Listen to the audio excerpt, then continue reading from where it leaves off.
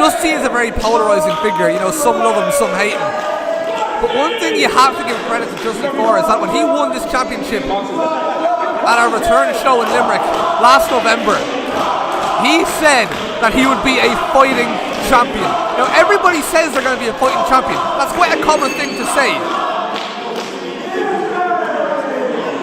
But so far, he immediately took on Braden O'Connor. And you fast forward only a couple months, and he's here in Limerick City against Limerick City's finest, Steve Savage. He's giving out opportunities, and Steve Savage, he's going to take it. These two have a lot of history. Bear in mind, Justy, at one point, nearly ended Steve Savage's career in Dolans. He took out his leg. He took out, he had multiple injuries to the meniscus, ACL, MCL, all that. Steve Savage was not in a good way for anyone, let alone for a professional wrestler. And his career looked to be on the ropes. Justy took advantage of that.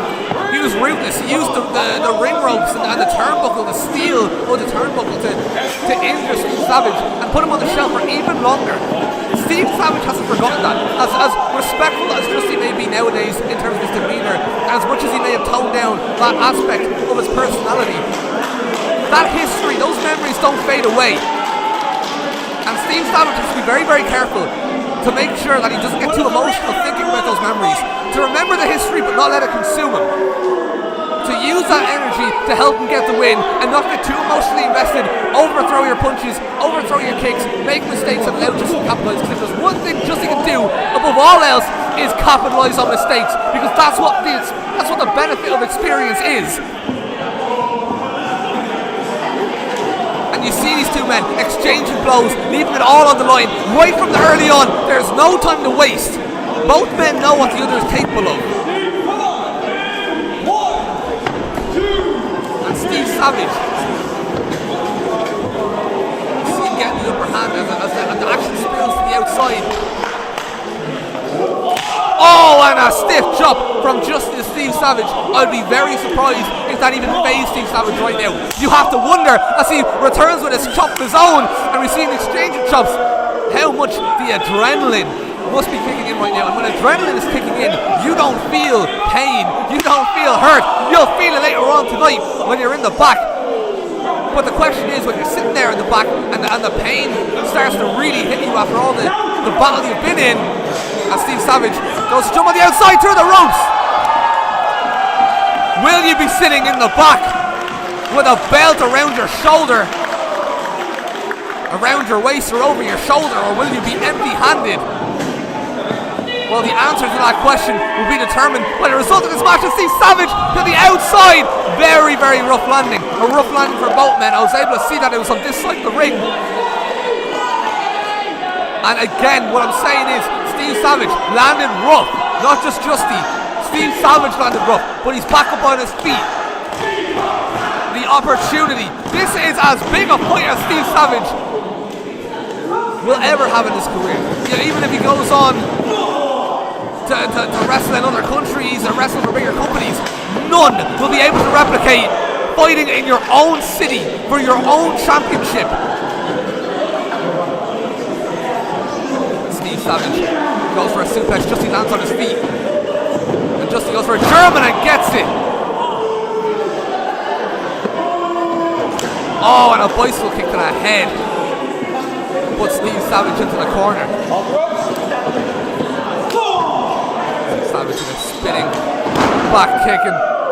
Again, it's very 50-50. It's very balanced. In terms of skill level, it really could go down to either a war of attrition or who can capitalise on that one mistake.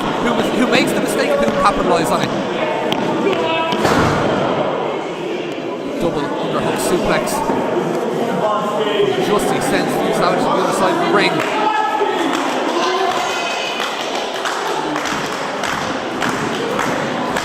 You know, Steve Savage He's had his opportunities in the past. He had the fatal 4-way last November to become the first ever Phoenix champion. But do you look at his leg when he landed on that ring apron? The leg that features a whole wealth of injuries, and it's happened again. His knee, it's just sort of torquing the knee, and again, we're talking damage, meniscuses. Oh, Justy, interesting. Could have targeted the leg, could have opted to damage it as much as possible. He decided to go for the head of Steve Savage, and eventually Steve Savage got the DDT and evened the odds. Ah, shit.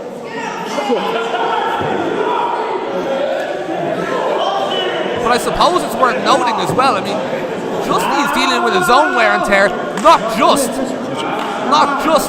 from, you know, his multi-decade long career, but also from his last fight, his fight with Reardon O'Connor in Cork last December. I mean, both men pushed each other to the limit, and that's where being a champion is different to being a contender. You have those high-level 10 out of 10 fights every single show. Every single fight you have is a must-win, no questions asked. That's what Justy has to deal with, being a fighting champion. Whereas for Steve Savage, he puts all his energy into this. This is it. This is the fight. This is his cup final. And it's a cup final on home soil against the very best that Phoenix Wrestling has to offer. What's very interesting about these two men are the parallels. You know, mentally, coming back from injury is not an easy thing to do. Steve Savage did it. But you know who else did it? The man on the top turnbuckle right now, Justy, came back from a broken neck. Oh! And he goes for a senton. Steve Savage gets the knees up. So both of these men know what it's like to come back from adversity. And to think that all was done, but to not give up, come up and get to where you want to be. But Steve Savage only has one last step to get to where he wants to be, and with moves like that, a superplex off the top, he's not going to get there. So he really has to pace himself. He has to strategize. He has to use his head instead of his heart, because you know his heart must be racing right now. But he has to stay focused. He has to stay concentrated. Because if there's one fighter who knows how to use his head better than anyone else, it's Justy. And off the top again! Again!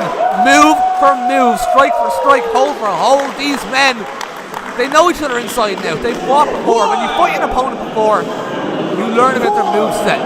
You learn about what they're going to throw, when they're going to throw it. You learn their patterns. And these men, they know each other. They've learned each other's patterns. So if they want to get a win here, they're going to have to try something different, something they haven't done before. Because right now, this is so split down the middle. 50-50. It's impossible to say which way this is going to go. Could just be going for an Alabama slam. It's a burst by Steve Savage. Justy rolls through. And Steve Savage with a pile driver on the previously injured neck of Justy. And that's what I'm saying. And Justy kicks out at 2. That's what I'm saying. If you want to win the Phoenix World Championship, you have to be ruthless. You can't care about injuring or hurting your opponent on your path to victory. That's a side effect. And that's what Steve Savage learned in Dolan's against Justy. And he has taken what he's learned and he's applying those lessons to Justy right now. Not caring about the neck, not caring about what damage he could put. Oh, a tombstone pile driver! Again, this could be it. Steve Savage kicks out at 2. You know, one goes for a top rope move, another goes for a top rope move. One goes for a pile driver, the other goes for a pile driver. Now, they might be slightly different in terms of how they're executed. They might be different, you know, in terms of the details, in terms of, you know, their style. But it's the same idea. Mentally, they are both operating on the exact same wavelength, and it makes for a very fascinating fight.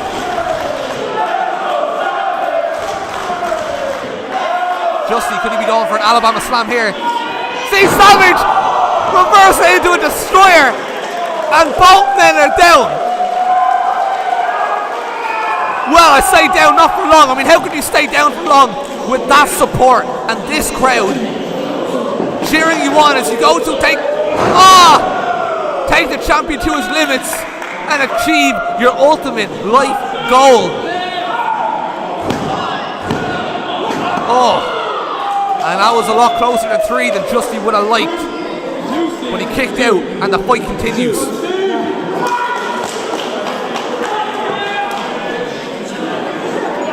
Steve Savage hoisting up Justy. It's a lot of weight and he goes for a second pile driver and he hits it. And that was a very, very rough landing for Justy. How many of these can he go for? I mean, is that a third? He's gone for a third! He's gone for a third pile driver. Steve Savage has gone for a third pile driver on Justy. But is it wise to keep going for these moves? Why isn't he going for a cover? If he goes for a cover, who'd say Justy has enough to kick out? He's countered into an Alabama slam. And Steve Savage kicks out at 2. But you have to wonder, why did Steve Savage not just go for a cover? 1 tombstone wasn't enough. Two could have been. 3 definitely could have been. But he gave Justy the opportunity to gather his whereabouts. And you hear Justy screaming in pain. The neck is just, even without surgery, even without the injury history, must be going through all sorts of pain at the minute. But Steve Savage doesn't care. He just wants one thing, and that's the Phoenix World Championship.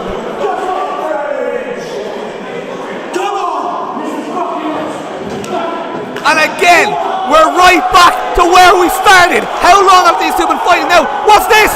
What's this? What is this? This is a joke is what this is. I mean, I can't believe this. I could not have told you where that match is going to go.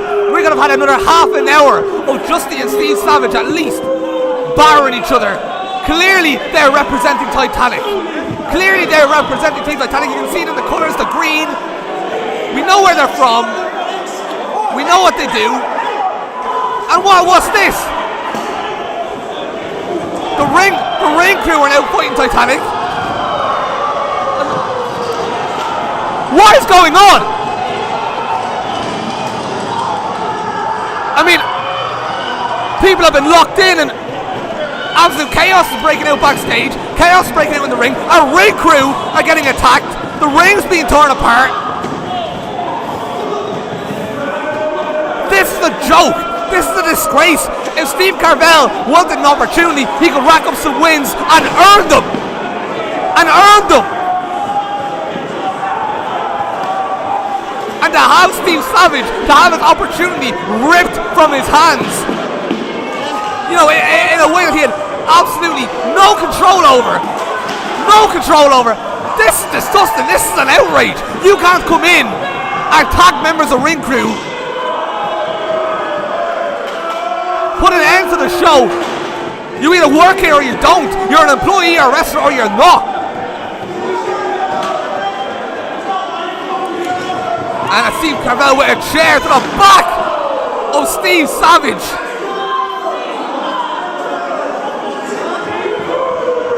I'm speechless. I mean, to go from such a high to such a low in the space of a minute. And now the ring's coming down. Of course it is. The ropes are coming down. Why not? There's JDP, it's Rocky Star, it's Steve Carvel, it's Blake Richards. And if this is what they have to spin on Steve Savage, it's a disgrace. I mean, if this is what they have to resort to in order to gain any sort of success, if you even want to call it success, what is their aim exactly? What is their objective? Alright, you're going to attack Steve Savage with a ring rope. It's been done. And he came back. And he fought for the world title on the biggest stage. You want to do it again? He'll come back eventually. Team Titanic want to be very, very careful what they wish for. That's all I'd say about this. If they're not careful, they're going to incite a riot. They're going to see fans getting involved. We thought we saw chaos earlier on tonight with the boxing of McGray and McCormick, and now we're seeing it tonight. But this is a much worse situation. This is, objectively speaking, this is a disgrace. What possibly could their counter argument be? How could you look at Team Titanic right now and say, oh yeah, this is fine. A triple powerbomb to Steve Savage on the wooden floor. I mean, I assume that's what they're going for. Yeah, they've gone for it. Not even on the ring, not even on the mat, nothing. And for what? And for what?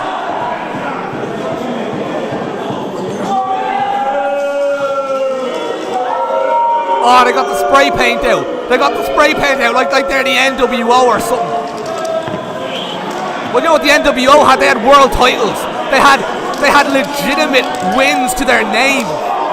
What do you have in Phoenix Wrestling that justifies these sorts of actions? What wins do you have? What matches have you had in Phoenix Wrestling that have made people go, yes, JDP, Steve Carmel, Blake Richards, Rocky Star, yeah, they deserve a Phoenix Wrestling Championship opportunity.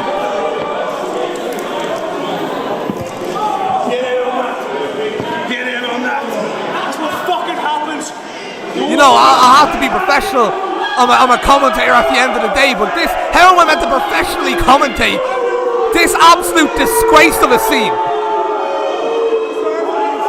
You know, and you saw, presumably it was Billy Bedlam that was locked in the back. This is orchestrated. This is planned from day one. And I don't care.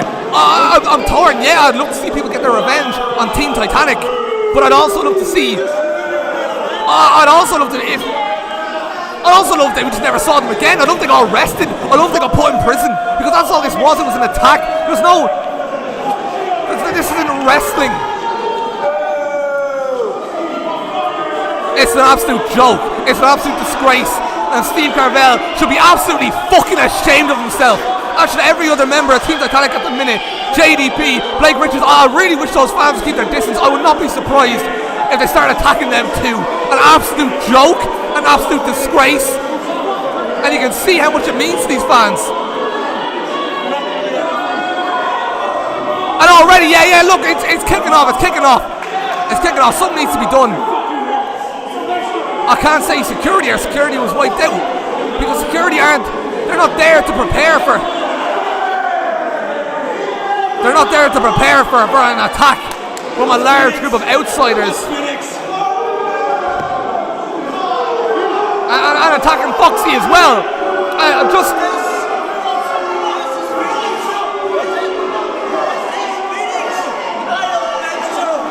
I'm speechless. I've nothing else to say. This should have been a night, regardless of who won this match, this should have been a night of celebration, either for Steve Savage or even for Justy retaining. The fact that we never got to see the outcome of that match is a disgrace. The fact that innocent officials like Foxy are getting attacked is an absolute disgrace. I mean, who is Blake Richards to come in here and start shit? You know, if that belt meant anything, he'd be in there defending it, not attacking the champions, the real champion, the Phoenix champion. I've nothing else to say. I hope we get Justy versus Steve Savage one more time.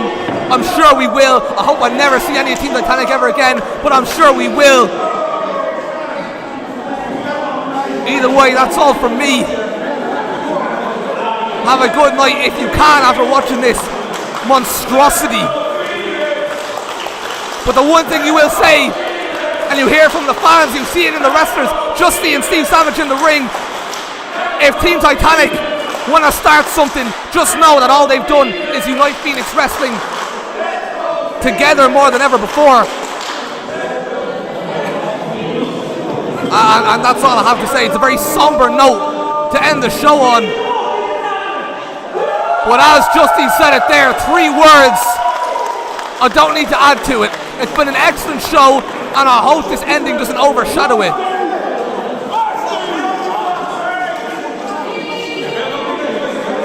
And this is Phoenix Wrestling Ojai March. We will see you in Cork on the 15th of April, where we will see real wrestlers like JDP and Steve Savage. Not JDP, sorry, I'm thinking of many. My brain is scrambled. Justy, Steve Savage, Matt Schuyler, Raven Creed, Reardon O'Connor, Phoenix wrestlers. And if Team Titanic want to show up and pull that sort of stuff off again, they're more than welcome to. I'm sure if we're prepared, we'll deal with it accordingly.